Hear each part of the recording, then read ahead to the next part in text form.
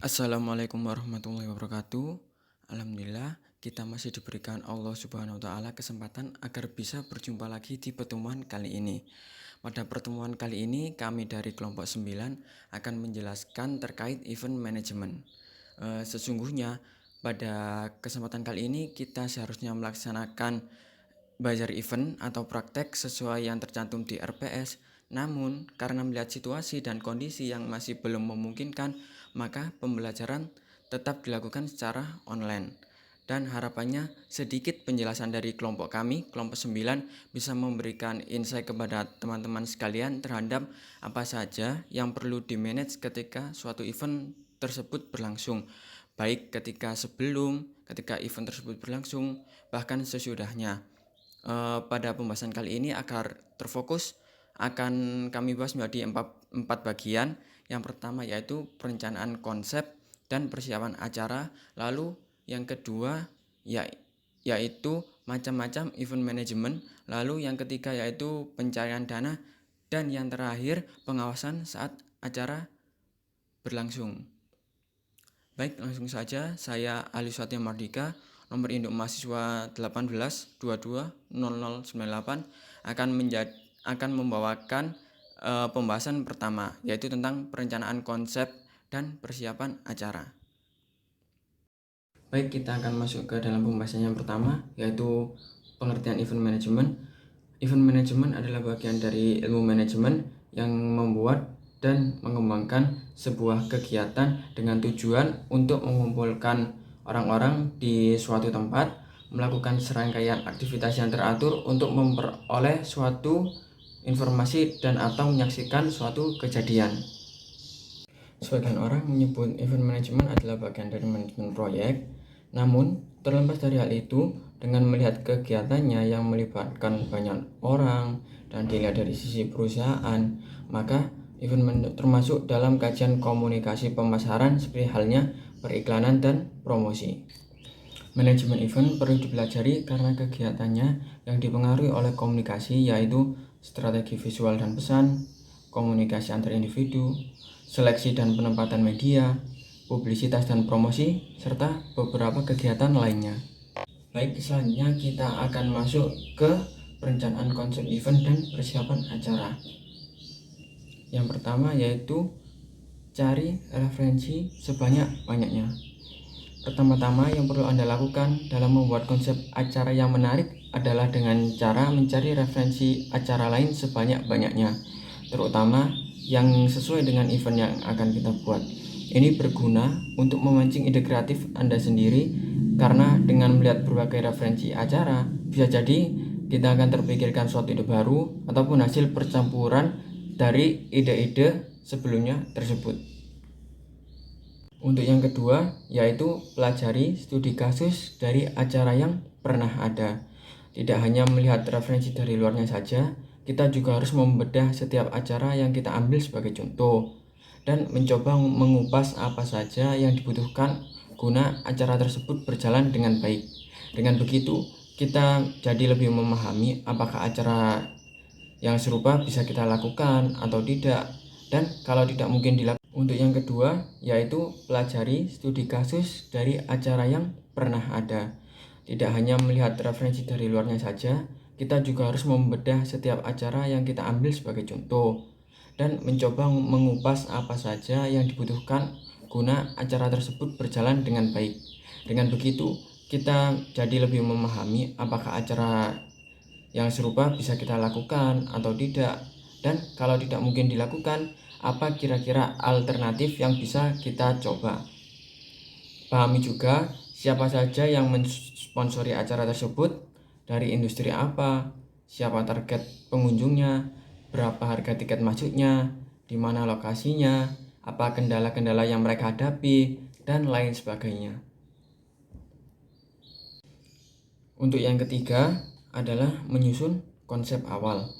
Langkah selanjutnya adalah mencoba membuat draft kasar dari konsep yang ingin kita ajukan setelah melihat dan mengamati contoh kasus yang pernah ada. Buatlah konsep awal yang hanya berisikan elemen-elemennya saja tanpa harus ada perumusan rencana anggarannya seperti apa, guna membantu Anda membentuk suatu kerangka dasar dari konsep acara tersebut. Event sebagai media ataupun kegiatan komunikasi tentu juga memerlukan sebuah perencanaan yang akan menjadi pengarah kegiatan agar tercapainya dengan baik dan teratur. Perencanaan yang baik akan menuntun kepada keberhasilan sebuah event, apalagi jika penyelenggara event dikelola oleh orang yang memiliki kreativitas yang tinggi, konseptor yang ulung, mediator, inisiator, dan komunikator yang profesional. Aktivitas perencanaan event management selain meliputi perkiraan biaya, tanggal pelaksanaan, tempat, perizinan, dan bahkan hingga koordinasi transportasi, dan juga jangan lupa untuk ke parkirannya, juga melaksanakan hal-hal seperti mengembangkan konsep atau tema acara, memilih dan menentukan pembicara atau narasumber, koordinasi kebutuhan di lapangan seperti halnya listrik, sound system, dan lain-lain. Lalu untuk yang keempat yaitu buang elemen yang tidak kita perlukan. Setelah konsep awalnya jadi, selanjutnya kita harus memilah dan membuang elemen-elemen yang sekiranya tidak diperlukan, baik karena kita anggap akan sulit dilaksanakan atau yang kita anggap hanya akan menjadi beban biaya dan menjadikan biaya tersebut semakin membengkak. Yang dimaksud elemen di sini bisa dari beragam hal, misalnya konsep desain panggung, gimmick acara, pengisi acara, spesifikasi sound. 5. Buat daftar vendor yang terkait dan cari harganya. Setelah kita membuang elemen-elemen yang tidak perlu, langkah selanjutnya kita bisa mulai survei harga dan juga vendor, membuat daftar lengkapnya, sehingga apabila konsep kita nantinya berjalan, kita sudah tidak perlu repot lagi mencari-cari. Ini juga berguna untuk mengantisipasi apabila kesiapan kita dipertanyakan oleh atasan ataupun calon sponsor atau pemberi dana, karena kita bisa mengajukan daftar vendor tersebut supaya mereka juga memahami berapa besar anggaran yang kita butuhkan dan juga kemungkinan suatu elemen tersebut bisa terlaksana atau tidak. Lalu, poin yang keenam yaitu menyusun tim yang kompeten. Walaupun masih dalam tahap konsep, kita juga sebaiknya sudah mulai menyusun siapa-siapa saja yang sekiranya akan ada di dalam tim pelaksanaan acara tersebut, dan lebih baik lagi apabila kita dapat mengkonfirmasi kesediaan mereka. Memilih seseorang yang tepat untuk suatu posisi bisa akan meningkatkan efisiensi dan efektivitas pekerjaan kita nantinya pada saat mempersiapkan suatu acara, dan juga dapat menambah kredibilitas kita apabila orang tersebut sudah memiliki reputasi. Lalu poin yang ketujuh yaitu mengkaji ulang konsepnya dengan tim atau brainstorming dengan tim. Ada baiknya kita diskusikan lagi mengenai konsep acara yang akan kita buat, dan kita coba minta feedback dari masing-masing anggota atau divisi yang telah kita bentuk. Perlu diperhatikan kita bisa menampung semua feedbacknya dan memilih bagian mana yang memiliki usulan mana yang memiliki efek yang signifikan terhadap acara itu nantinya. Lanjut poin yang ke-8 yaitu menyusun daftar sponsor. Setelah konsep telah kita susun dan dimatangkan, maka tahapan selanjutnya adalah menyusun daftar nama-nama sponsor yang sekiranya akan memberikan peluang terbaik untuk mendanai acara yang akan kita laksanakan. Pastikan calon sponsor yang kita kumpulkan memiliki target audiens yang sejalan atau serupa dengan target pengunjung acara kita, ataupun sesuai dengan tema kegiatan, industri yang kita sasar, atau apa saja sekiranya yang dapat memberikan manfaat bagi para calon sponsor tersebut. Yang ke-9, menyusun proposal yang menarik. Apabila konsep telah matang, tim telah siap, daftar vendor dan juga sponsor telah dibuat, Maka tahapan selanjutnya adalah menyusun proposal yang menarik bagi calon sponsor serta pemberi dana. Isi proposal biasanya berupa paket-paket sponsorship yang berisikan imbal balik apa saja yang akan diterima calon sponsor apabila tertarik untuk mendanai acara. Misalnya penempatan logo sponsor pada spanduk atau pada latar belakang event foto, brosur, penyediaan booth di lokasi acara, dan lain sebagainya. Poin yang ke-10 yaitu buat survei. Survei ini kita tujukan kepada calon peserta atau calon partisipan yang akan hadir dalam acara kita. Survei ini bisa jam sekarang bisa kita lakukan mungkin melalui Instagram, WhatsApp, bahkan Facebook atau platform media sosial lainnya. Tujuan dari survei ini adalah mengetahui seberapa besar minat calon pengunjung, karena meskipun konsep yang kita desain bersama tim sudah baik menurut kita, belum tentu pendapat tersebut sama dengan para calon peserta atau partisipan. Yang terakhir yaitu kaji ulang konsep acara. Pengkajian ulang di sini adalah untuk mengetahui mungkin ada beberapa aspek yang bisa kita perbaiki atau beberapa aspek yang kurang dari semua kegiatan yang telah kita persiapkan sebelumnya agar jalannya acara nanti lebih baik dan meminimalisir kesalahan yang terjadi dalam saat event tersebut berlangsung.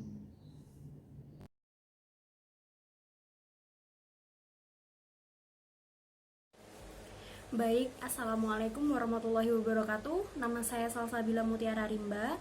Di sini saya akan melanjutkan penjelasan dari teman saya sebelumnya. Di sini saya akan menjelaskan tentang macam-macam event. Macam-macam event terbagi menjadi dua, yaitu yang pertama dilihat dari besarnya acara dan yang kedua dilihat dari spesialnya acara.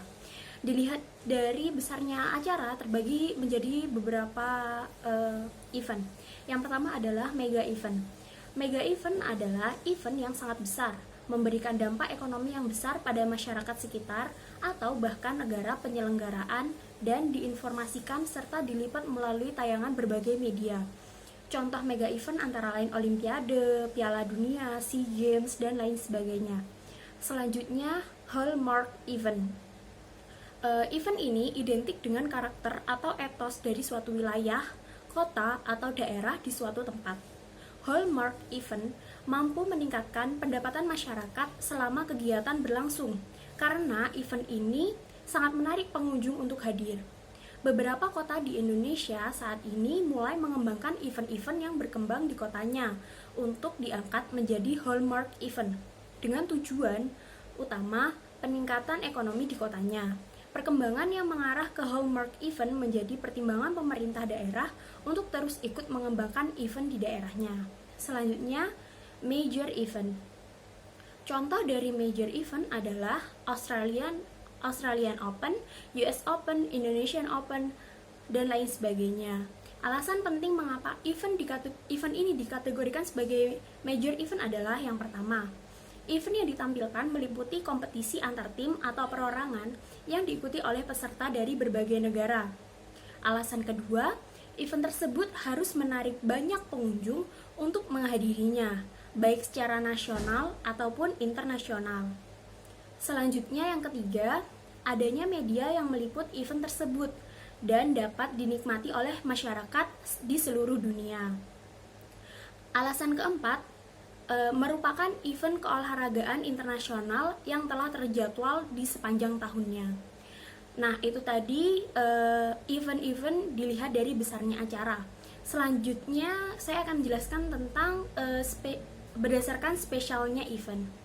Special event dapat diselenggarakan mulai dari jenis perorangan yang sederhana dari yang kecil seperti pesta ulang tahun, pesta pernikahan, sampai dengan event yang besar.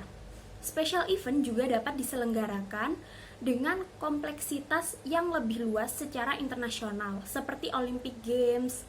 Karena jenis kegiatannya, maka setiap event yang memiliki kekhasan tersebut dari event dapat mendukung terselenggaranya special event. Macam-macam dari special event yang pertama adalah leisure event. Leisure event telah berkembang sejak bangsa Roma menyelenggarakan kegiatan gladiator. Bentuk leisure event yang ada pada saat itu adalah berupa pertandingan yang diselenggarakan di Colosseum Roma, Italia.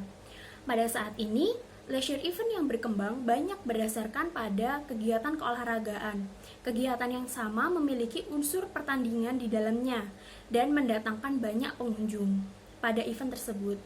Jenis leisure event antara lain Olimpiade, World Cup, Formula One, dan Tour de France, dan lain sebagainya. Selanjutnya, personal event. Personal event adalah segala bentuk kegiatan yang di dalamnya terlibat anggota keluarga atau teman. Banyak aspek kehidupan masa kini yang telah merubah bentuk asli kegiatan personal event. Misalnya pesta ulang tahun, resepsi sunatan, reuni keluarga, arisan, pesta pernikahan, dan lain sebagainya. Selanjutnya, cultural event. Event budaya atau cultural event adalah event atau acara yang diselenggarakan oleh suatu pihak untuk merayakan sebuah tradisi atau adat istiadat yang dilakukan pada suatu periode tertentu sebagai suatu bentuk rasa syukur atau bertujuan untuk memperkenalkan kebudayaan suatu suku kepada orang lain guna menarik perhatian pengunjung. Contohnya dari cultural event yang ada di Yogyakarta adalah Grebek Maulud, Bekaka, Jatilan, Wayang Kulit, Sendera Tari Ramayana, dan lain sebagainya.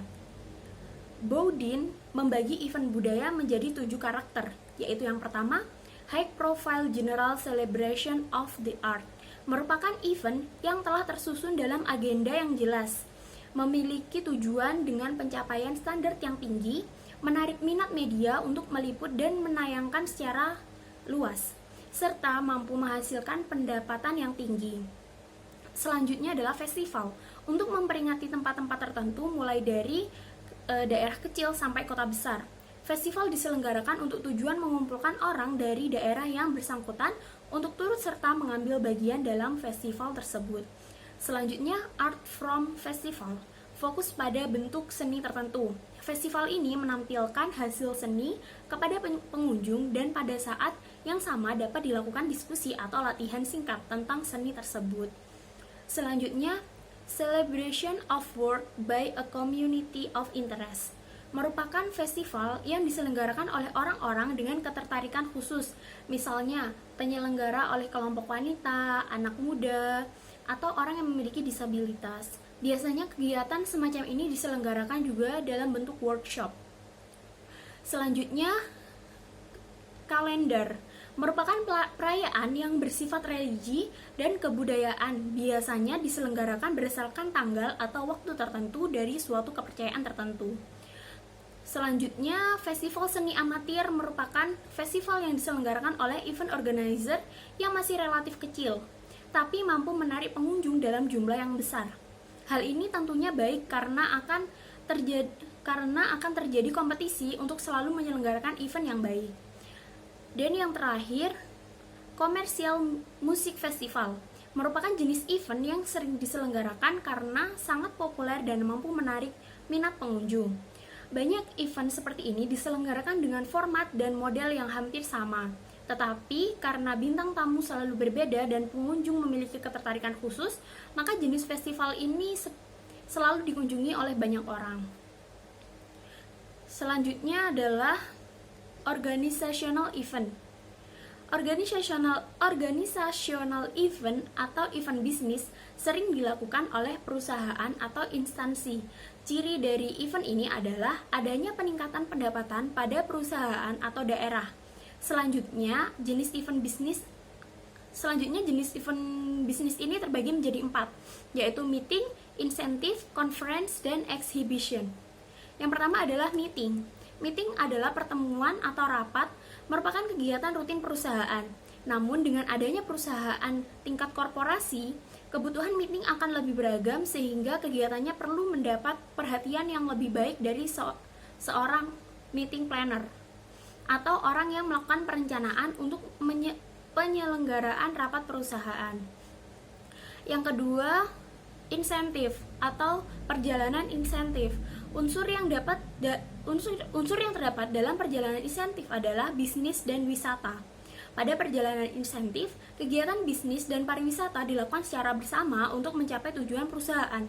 Perjalanan insentif sering diberikan untuk pegawai di satu perusahaan karena mereka berprestasi. Dalam perjalanan insentif, unsur wisatanya adalah perjalanan ke destinasi yang memiliki daya tarik untuk dikunjungi. Sementara unsur bisnisnya adalah menghadiri kegiatan seperti seminar, workshop, atau konferensi. Yang tiga, conference.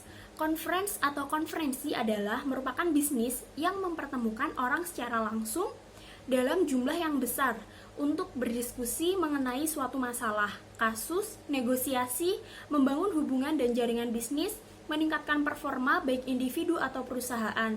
Konferensi bisa diselenggarakan dengan nama lain seperti summit, assembly, convention, kongres, briefing, dan training. Konferensi merupakan event bisnis yang mengedepankan komunikasi baik komunikasi internal dalam bentuk pertemuan untuk penjualan, seminar, pelatihan, konferensi tahunan, maupun konferensi dengan audiens seperti konferensi pers atau produk launching. Dan yang keempat, yang terakhir adalah exhibition atau eksibisi. Merupakan event yang tumbuh dan berkembang sangat cepat. Eksibisi biasanya menampilkan beragam jenis produk perusahaan yang dihadiri oleh banyak pengunjung untuk membeli produk. Event ini mempertemukan penyedia produk dan jasa dengan pembeli dalam satu tempat. Tujuan dari eksibisi adalah untuk memperkenalkan produk baru perusahaan kepada masyarakat luas. Dengan demikian, dampak diselenggarakannya eksibisi adalah masyarakat mengetahui produk baru perusahaan. Ada 3 jenis eksibisi. Yang pertama, pameran dagang. Pameran dagang bertujuan untuk memperkenalkan produk perdagangan pada masyarakat umum. Selanjutnya, pameran dagang khusus dan eksibisi berisi pameran produk atau jasa untuk jenis pengunjung tertentu dan dilakukan oleh event organizer yang sudah disewa. Yang terakhir, eksibisi khusus berupa pengenalan produk baru perusahaan dapat diselenggarakan di dalam atau di luar perusahaan seperti exhibition hall atau ballroom hotel. Biasanya pengunjung hanya terdiri dari tamu undangan saja.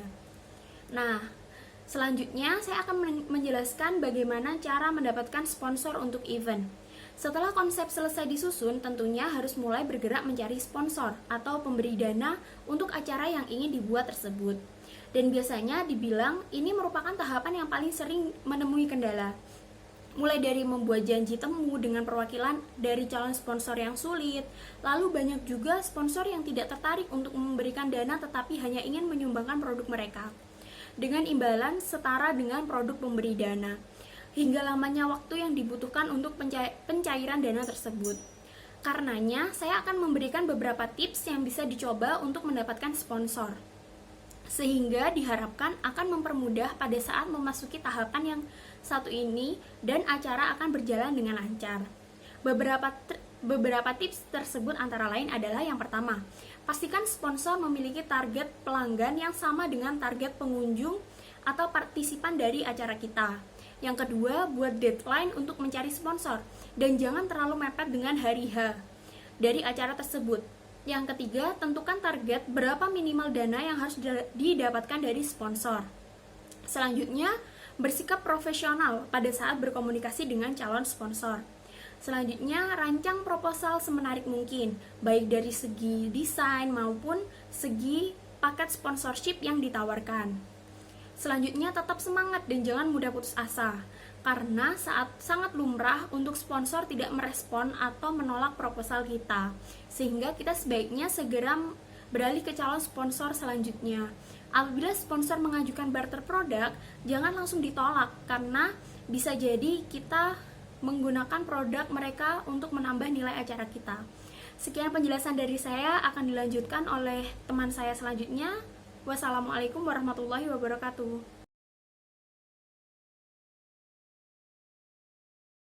Assalamualaikum warahmatullahi wabarakatuh. Nama saya Muhammad Fahmi Khairulana, NIM 182200175.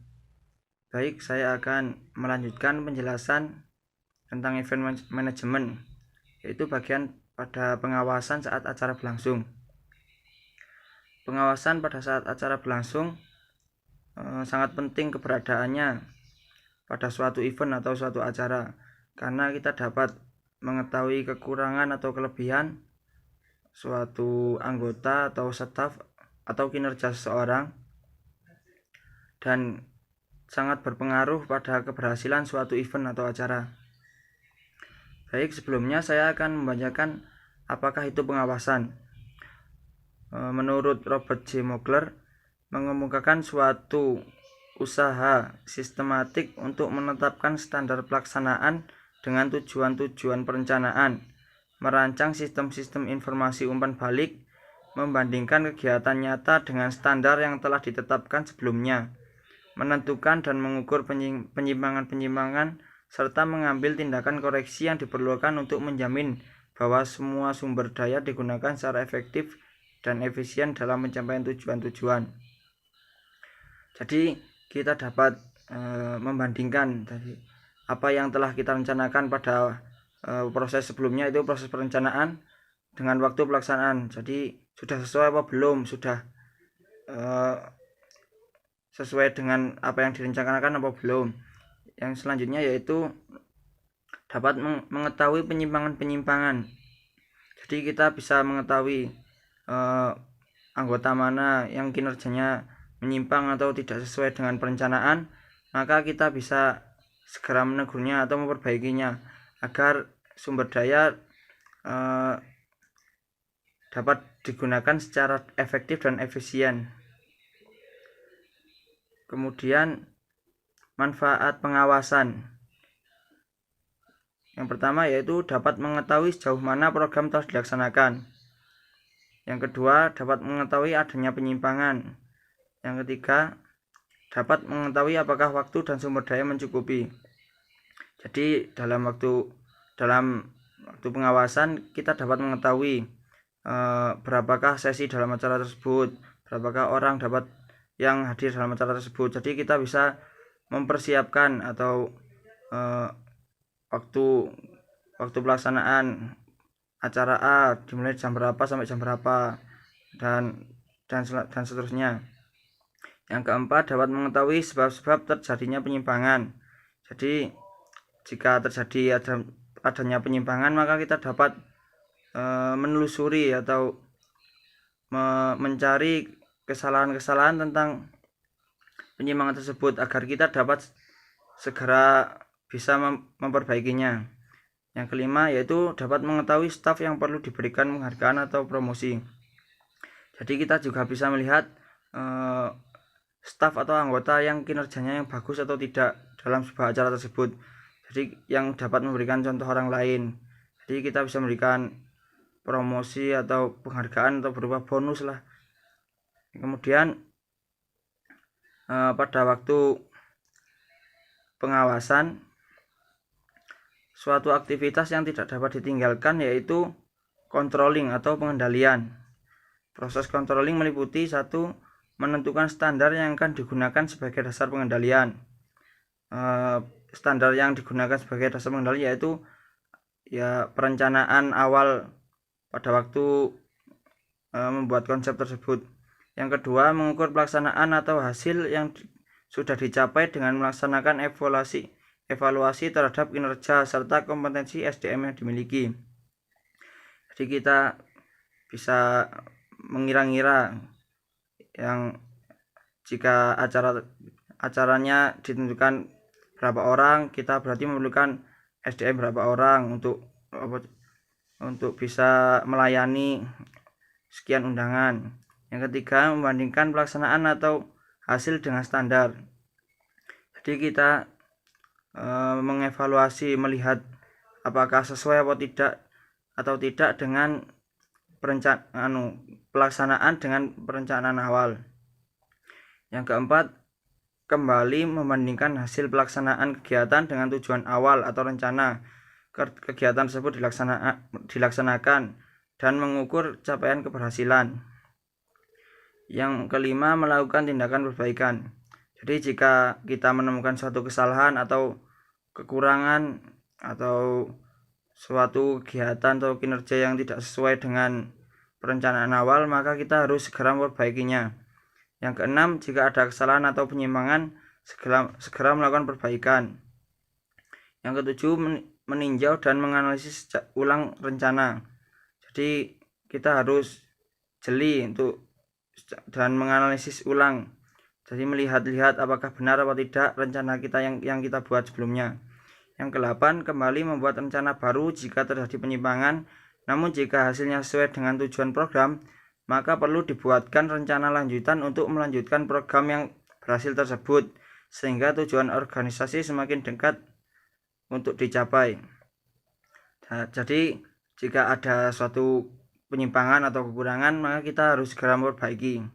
Namun jika kegiatan itu sudah dirasa cukup sukses, maka direncanakan untuk melanjutkan program yang berhasil tersebut agar kita dapat melaksanakan suatu acara dengan keberhasilan mendekati 100%. Demikian yang dapat saya sampaikan. Bila ada salah kata mohon maaf. Bila itu, wassalamualaikum warahmatullahi wabarakatuh.